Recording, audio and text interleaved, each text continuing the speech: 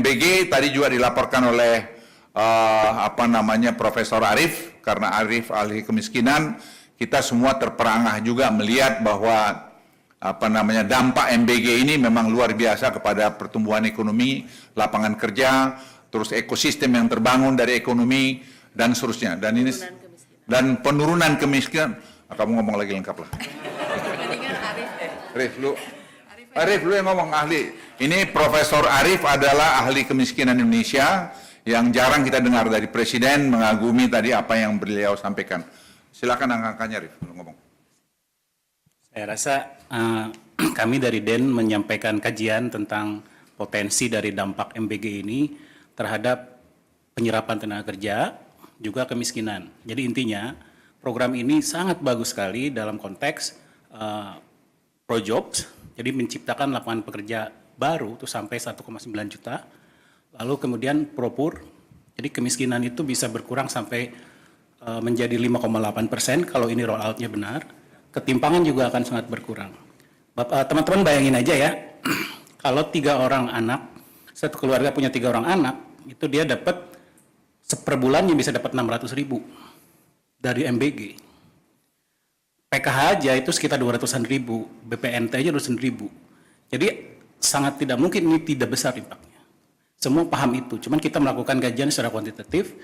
Nah, tapi poinnya adalah karena ini sangat progresif, maka kita harus pastikan roll out-nya berjalan dengan baik. Gitu.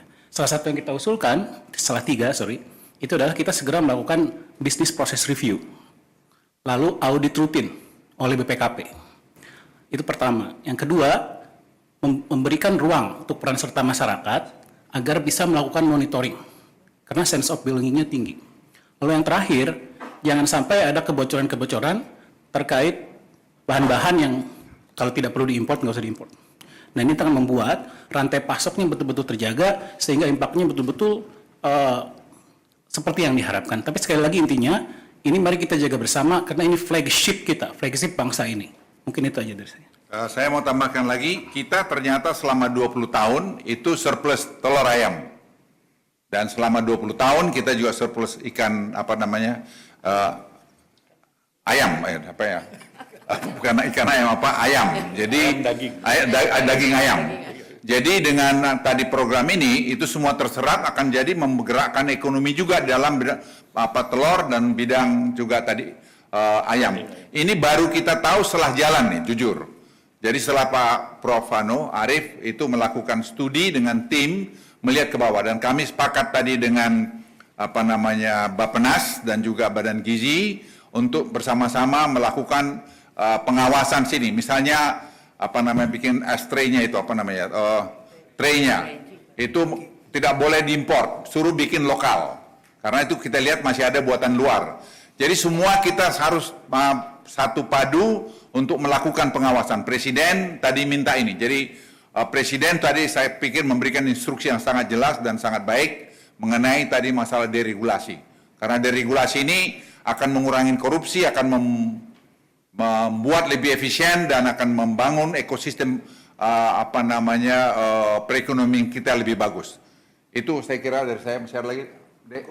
Cukup, Pak. Cukup. Saya kira terima kasih. Wassalamualaikum warahmatullahi wabarakatuh.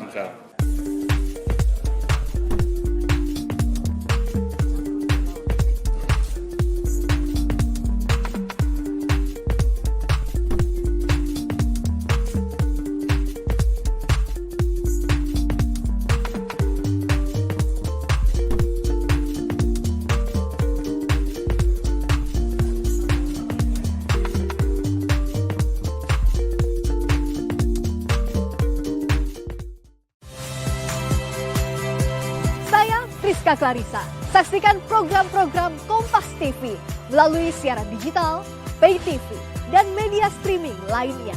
Kompas TV, independen, terpercaya.